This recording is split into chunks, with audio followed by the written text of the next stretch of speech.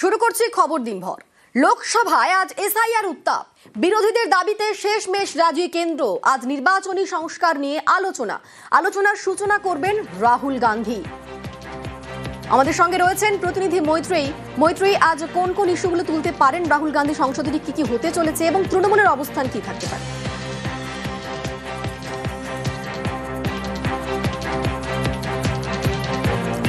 মৈত্রীর সঙ্গে যোগাযোগ করব, তবে তার আগে আরো একবার জানিয়ে রাখি, লোকসভায় আজ এসআইআর উত্তাপ, বিরোধীদের দাবিতে শেষমেশ রাজি কেন্দ্র। আজ নির্বাচনী সংস্কার নিয়ে আলোচনার সূচনা করবেন রাহুল গান্ধী। অবশ্যই ভোট চুরি ইস্যুতেও সুর চড়াতে পারেন রাহুল গান্ধী এবং এসআইআর ইস্যুতে কেন্দ্রকে কোণঠাসায় তৈরি টিএমসিও। আমাদের সঙ্গে রয়েছেন প্রতিনিধি মৈত্রেয়ী। আজ সংসদে কি হতে চলেছে, রাহুল গান্ধী কোন কোন বিষয়গুলো ইস্যু করতে পারেন এবং তৃণমূলের অবস্থান কিরকম থাকবে? দেখো, আজকে বহু প্রতীক্ষিত এবং বিরোধীদের বহুবার বিরোধীরা যে দাবি তুলেছে সেই দাবি মেনে ইলেকটোরাল রিফর্মস নিয়ে আলোচনা হচ্ছে। যদিও বিরোধীদের তরফ থেকে একেবারে এসআইআর নিয়ে ক্যাটাগরিক্যালি আলোচনা চাওয়া হয়েছিল, কিন্তু নির্বাচন কমিশনের বিষয় নিয়ে সরাসরি আলোচনা সম্ভব নয়। তাই ইলেকটোরাল রিফর্মস নিয়ে আলোচনা শুরু হতে চলেছে আজকে বেলা 12টায় এবং রাহুল গান্ধী বিরোধী দলনেতা তিনি ওপেন করবেন এই আলোচনার এবং তারপরে তাদের একাধিক বক্তা রয়েছেন এই এসআইআর ইস্যুতে বক্তব্য রাখা। যেটা এখনো পর্যন্ত জানা যাচ্ছে যে রাহুল গান্ধী, যিনি একাধিকবার এই ভোট চুরি ইস্যুতে সরব হয়েছেন, তিনি সেই বিষয় এবং তার সঙ্গে সঙ্গে কেন্দ্র এবং জাতীয় নির্বাচন কমিশনকে দিতে বেশ কিছু তথ্য তুলে ধরতে তিনি পারেন। এর পাশাপাশি তৃণমূল কংগ্রেসের তরফ থেকেও কিন্তু তাদের নিজেদের অস্ত্রে শান দিয়ে রাখা হয়েছে। বাংলায় এসআইআর এর কি অবস্থা এবং কিভাবে এসআইআর করা হচ্ছে তাই নিয়ে বক্তব্য রাখার জন্য প্রস্তুতি করতে বলা হয়েছে কল্যাণ বন্দ্যোপাধ্যায় এবং শতাব্দী রায়কে। ফলে তারাও কিন্তু প্রস্তুত রয়েছেন। ফলে সরকার পক্ষ যে বড়সড় প্যাচে পড়তে চলেছে আজকে এবং তাদেরকে যে অনেক প্রশ্নের মুখে পড়তে হবে এই এসআইআর ইস্যু নিয়ে, সেটা কিন্তু বলাই বাহুল্য। আমাদের সঙ্গে তুমি থাকো মৈত্রেয়ী।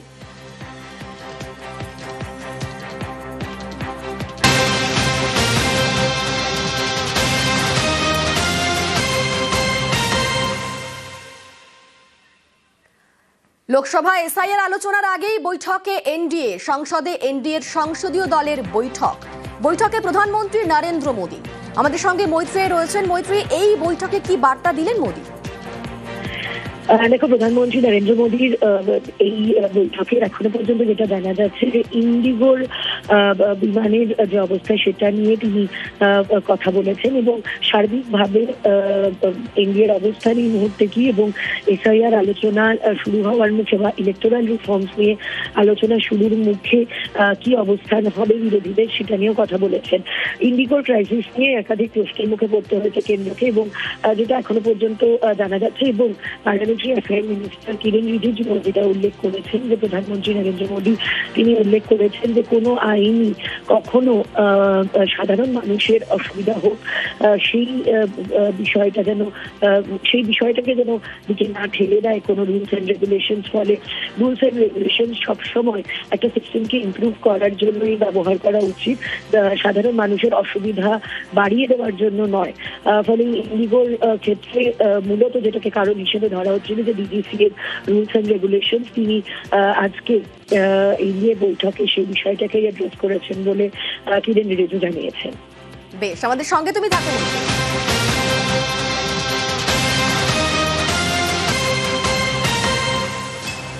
বাংলার এসআইআর মামলায় সুপ্রিম কোর্টে শুনানি। এসআইআর কে চ্যালেঞ্জ করে রাজ্যের মামলায় আজ শুনানি।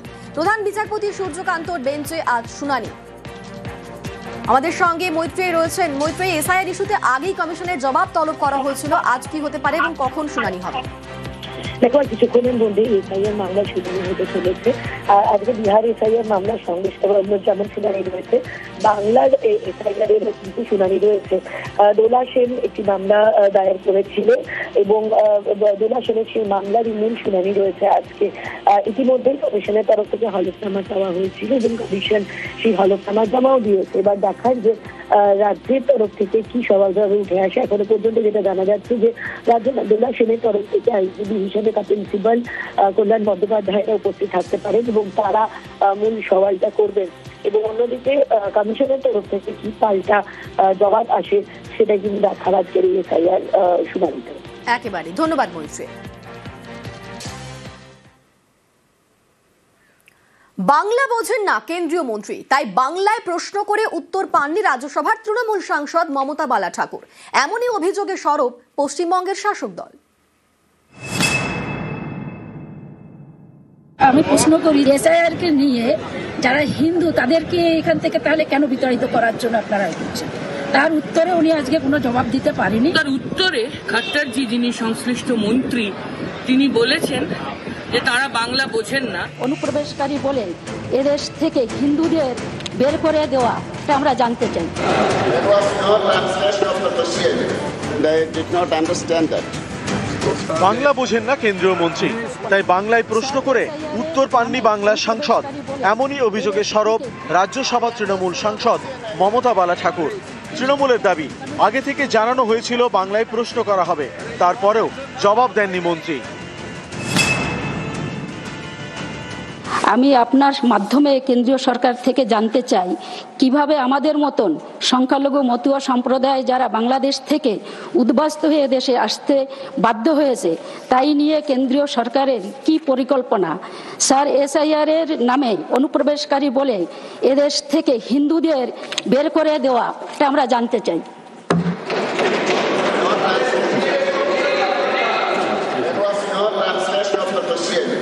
They did not understand that. Okay. Ms. Swati Maliwal. We will consider your question and Yes, sir, I understood. I understood the question. please. My colleague translated that. Okay. Okay, no problem. Wait. No problem, no. No. आप बैठिए. Now he is answering.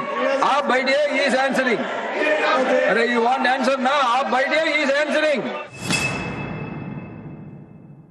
আমি প্রশ্ন করি যারা বাংলাদেশ থেকে এসে আমার মতো সমাজের মানুষ, এসআইআর কে নিয়ে যারা হিন্দু তাদেরকে এখান থেকে তাহলে কেন বিতাড়িত করার জন্য আপনারা করছেন? তার উত্তরে উনি আজকে কোনো জবাব দিতে পারেনি। এইভাবে বাংলাকে বিভিন্নভাবে বাঙালিদের উদ্বাস্তু এবং মতো সমাজের হিন্দুদের ওনরা এসআইআর করে তাদের এই দেশ থেকে বিতাড়িত করার জন্য এবং ডিটেনশন ক্যাম্পে ঢুকানোর জন্য যে পরিকল্পনা করেছে আজকে আমরা সেটা বুঝতে পারলাম। খুবই দুর্ভাগ্যজনক। তার উত্তরে খাট্টারজি, যিনি সংশ্লিষ্ট মন্ত্রী, তিনি বলেছেন যে তারা বাংলা বোঝেন না, যদিও আমাদের চিফ হুইপ নোটিশ দিয়েছিলেন যে আমরা প্রশ্ন বাংলায় করব এবং তার যেন ইন্টারপ্রেটার থাকে এবং ট্রান্সলেটর কিন্তু ছিল, কিন্তু উনি বললেন যে আমরা বাংলা বুঝি না এবং কোনো ইন্টারপ্রিটেশন নেই, তাই আমরা জবাবও দিতে পারবো না। এটা বাংলার প্রতি অপমান।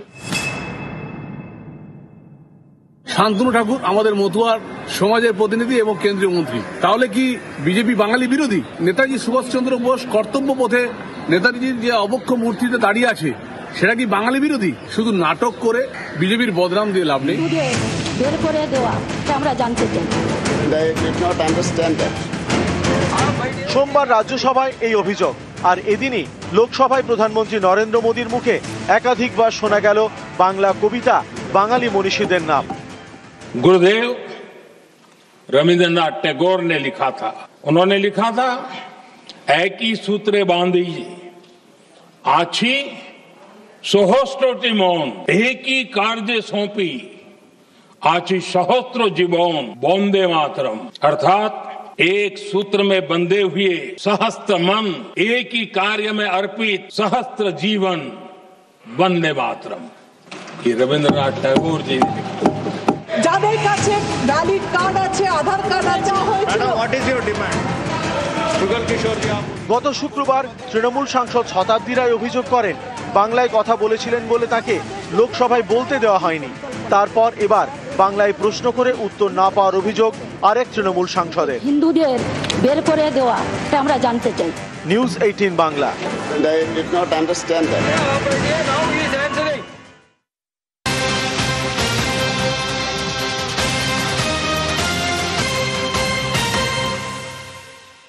বঙ্কিমচন্দ্রকে অপমানের অভিযোগে সংসদে প্রতিবাদ। গতকাল লোকসভায় বন্দে মাতরম ইস্যুতে আলোচনা। বঙ্কিমচন্দ্রকে বঙ্কিম দা বলে সম্বোধন প্রধানমন্ত্রীর।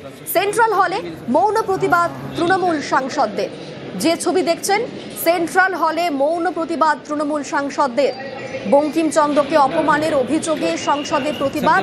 গতকাল লোকসভায় বন্দে মাতরম ইস্যুতে আলোচনা, আর সেই আলোচনায় বঙ্কিমচন্দ্রকে বঙ্কিম দা বলে সম্বোধন করেছিলেন প্রধানমন্ত্রী। তারই প্রতিবাদ সেন্ট্রাল হলে মৌন প্রতিবাদ তৃণমূল সাংসদদের।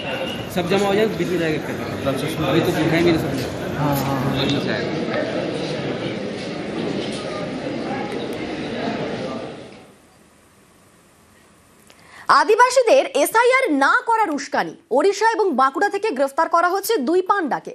বাঁকুড়া পুরুলিয়ায় আদিবাসীদের উস্কানি, এসআইআর ফর্ম ফিল আপ করেননি আদিবাসীদের একাংশ। আমাদের সঙ্গে রয়েছেন প্রতিনিধি প্রিয়ব্রত। প্রিয়ব্রত, ঠিক কি অভিযোগ, কেন এই কাজ করছিলেন সেই দুজন পান্ডা যে এসআইআর ফর্ম ফিল আপ করতে দিচ্ছিলেন না? বেশ কিছু আদিবাসী সংগঠন তাদেরকে ভুল বোঝানো হয়েছিল যে মাঝি পরগনা বলে তাদের যে সংবিধান রয়েছে তারা আদিবাসী, তারা কোনোভাবেই ফর্ম ফিল আপ করতে পারেন না। সেই কারণে তারা এসআইআর আওতায় নয় এমনটাই দাবি করে তাদেরকে বোঝানো হয়েছিল এবং তাদের কাছে আধার কার্ড, ভোটার কার্ড সহ বিভিন্ন ডকুমেন্ট তারা কিন্তু জমা রেখেছিলেন এমনটা দাবি, এবং তাদেরকে বোঝানো হয়েছিল যে তাদের কোনো জায়গায় ভাড়া লাগবে না যাতায়াত করতে, এবং তাদেরকে 3,000 টাকা দিয়ে রেজিস্ট্রেশন করতে হবে।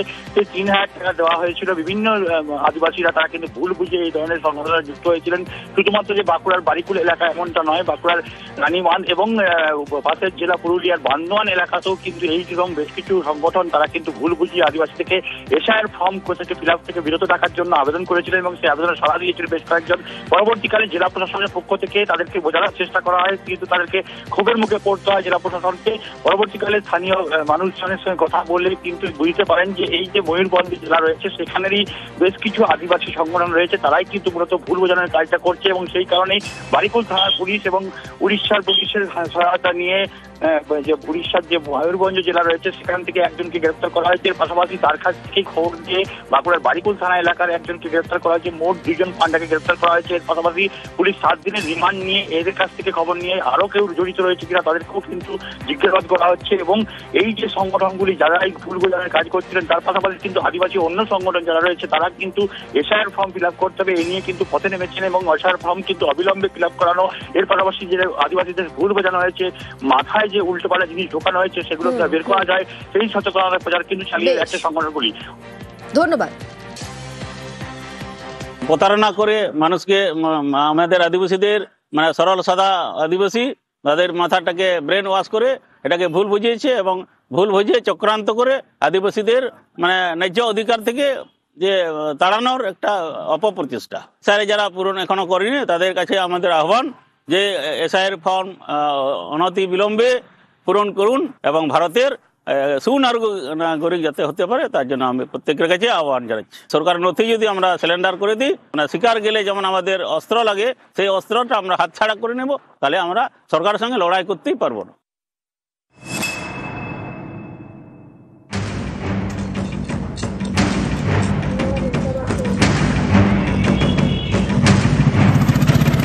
বাঁকুড়ার রানীবাঁধ ব্লকের রাউতরা গ্রাম পঞ্চায়েত। এখানকার ভেদুয়াশোল সহ বেশ কয়েকটি গ্রামে আদিবাসীদের বাস। তাদের বাড়িতে এসআইআর ফর্ম বিলি করেছেন বিএলও, কিন্তু আদিবাসীদের একাংশ এসআইআর ফর্ম ফিল আপ করতে নারাজ।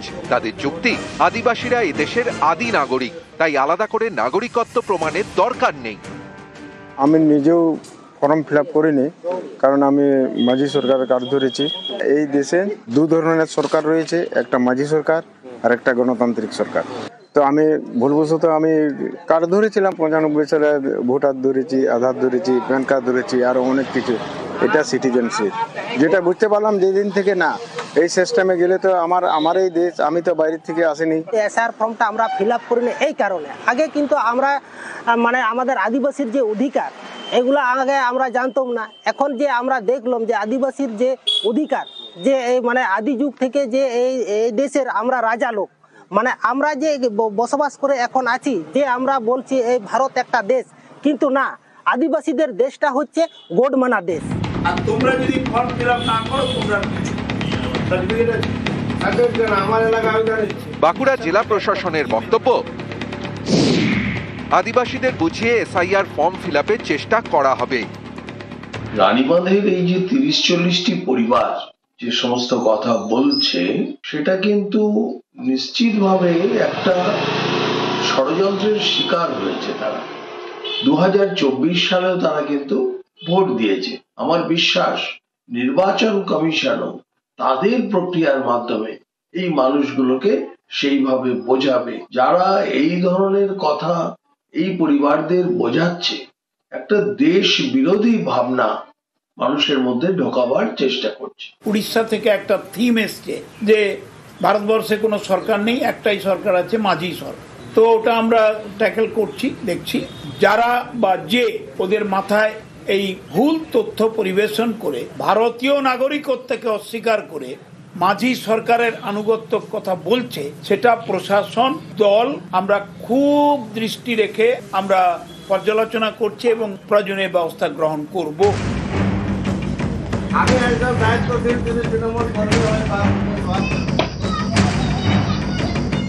বাঁকুড়া থেকে প্রিয়ব্রত গোস্বামী, নিউজ 18 বাংলা।